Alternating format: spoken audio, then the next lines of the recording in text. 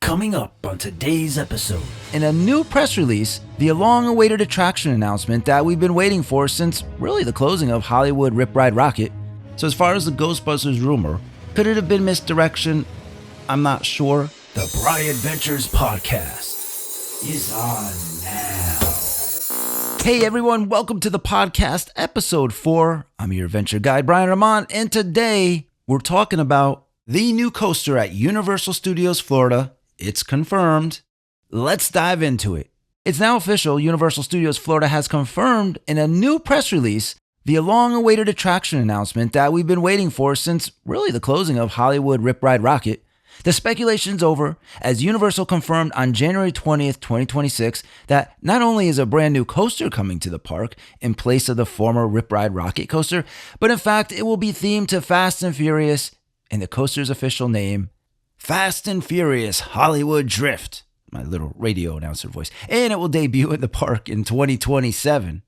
Now, here is some of what we know. Several days ago, they put out a short video teaser, and from that short video, a lot of people quickly knew what this coaster was going to be.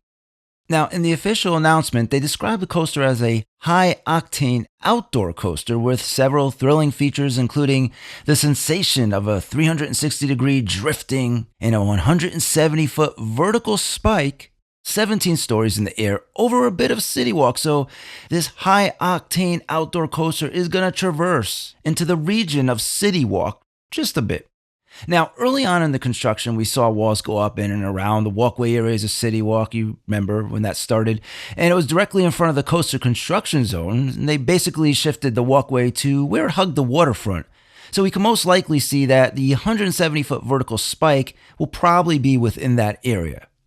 Now, for those of you who have been following the progress of the Universal Studios Hollywood version of the coaster, one of the main thrill experiences both will share is the 360-degree drifting element, where the actual themed race cars on the track will pivot around, simulating race car drifting.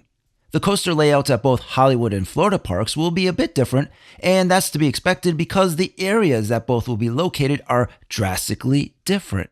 The coaster being built for the Hollywood park has a good portion of the ride track on a hill, and that hill resides, if anyone has taken the backlot tram tour, towards the beginning of the tour, the tram passes by the firehouse, then down a slight hill heading towards the historic stage 12.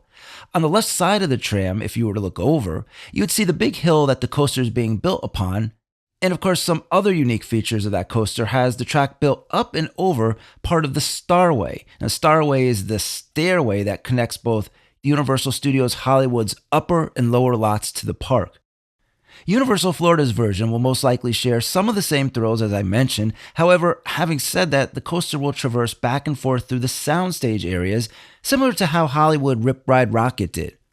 The area out front looking over City Walk in front of the former Nickelodeon Studios and Blue Man Group, it looks like the coaster will take up a bigger footprint in that area compared to Rip Ride Rockit. As you remember, Rip Ride Rockit kind of hugged one area, and that was because there was the pathway still leading to the Blue Man Group soundstage.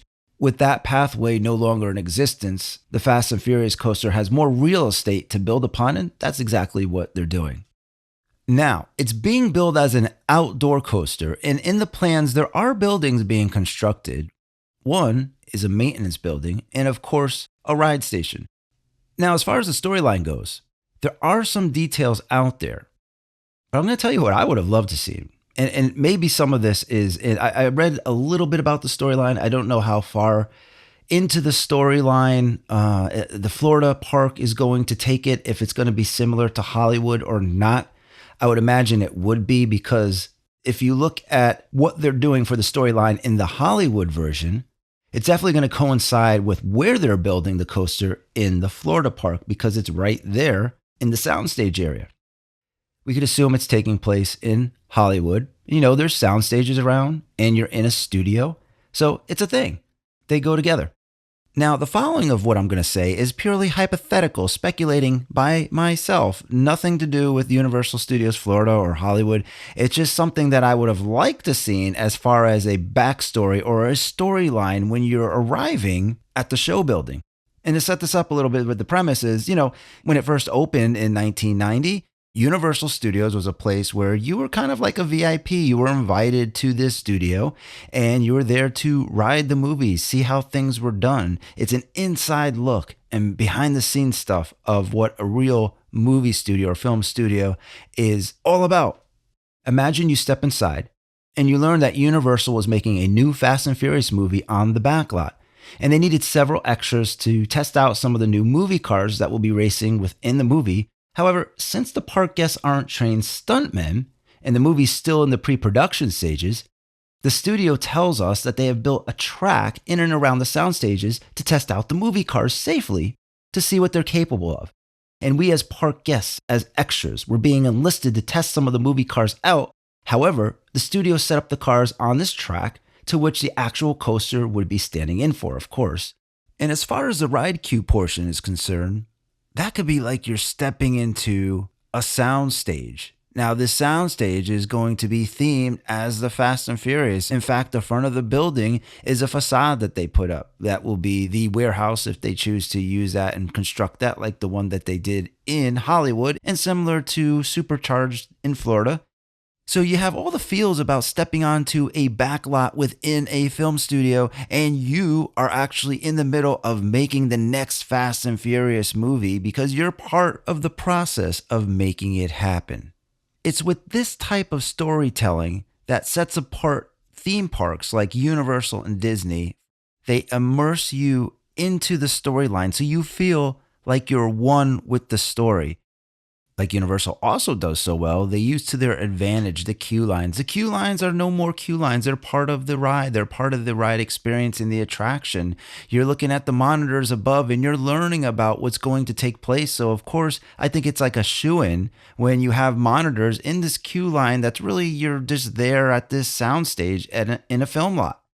And to top off all of this, to make the storyline more inclusive, you would have sort of like a carnival barker, if you will. Like back in the day when they had a guy with a megaphone out there telling you to come on in and see this attraction. So you could have the same type of thing. But here you would have a PA, a production assistant, or a studio executive with a megaphone telling you to come on in. We need some extras for this upcoming film we're doing. And, you're going to brief you on everything with the studio monitors, like I was saying, in the queue line and all that. Just put a nice little button on it. But again, that's just my hypothetical speculation, and it's not anything that I heard of. I was just thinking about, imagine if the story could be that, what I just said. But it'll be nice to see what they're going to come up with and what the actual storyline will be. And I'm sure it will definitely have a tie-in to Hollywood. It will definitely have a tie-in to the sound stages. And I'm thinking, too, that it's going to have a more inclusive storyline when you're in the queue, because with Rip Ride Rocket, we had the kind of Hollywood aesthetic to it, but it wasn't based on a movie per se. Now we actually have the Fast and Furious franchise here. So I think it's really going to put you in the driver's seat of being in Hollywood. Now, rumors. So as far as the Ghostbusters rumor, early on there was some buzz that was going around, and probably because of the obvious, the Ghostbusters firehouse right there where the walls were going up. And a sign put up on the construction walls claiming that the firehouse would be going under some type of refurbishment to sort of play into that New York aesthetic, perhaps. When construction walls go up, they put a lot of advertisements and whatnot. Could it have been misdirection? I'm not sure. But having said all that, the ride rumors for the most part were always leaning more in favor that it would most likely be themed to the Fast and Furious, and that is exactly what we got. The last thing I'll mention, in the Universal press release, it also mentions that the current Fast and Furious Supercharged Dark Ride attraction would be closing permanently in 2027. So for those of you who want to ride it, you have the whole year of 2026 to check it out. Now, for theme park closures in general, that's a generous amount of time and notification. Because, as we know, in any theme park at any given time, sometimes ride closure announcements come up very fast. And the window from when they make the announcement to closing sometimes could be, anywhere between a month and several months in some cases. So Universal making the ride closure announcement now, I think, was a good, strong move. What will take the supercharged attraction's place? One could only speculate. However, I will say the show building and its ride queue is a massive piece of attraction real estate.